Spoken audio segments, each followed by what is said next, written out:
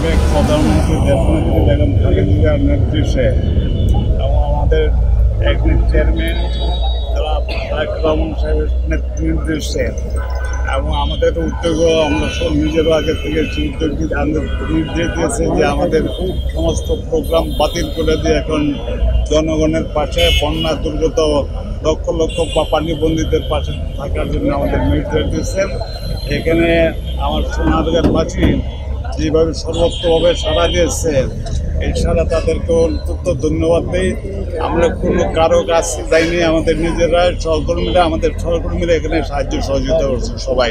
আমাদের ত্রাণ শুধু এটা না, আরও পরবর্তী পর্যায়ে আরও ইউনিয়ন যাবে এবং চলতে থাকবে। ত্রাণ যতদিন পর্যন্ত নির্দেশ থাকবে ততদিন আমরা দিতেই থাকবো। আমাদের যাইতেই থাকবে, আল্লাহর রহমতে যাবে আপনাদের সহযোগিতা।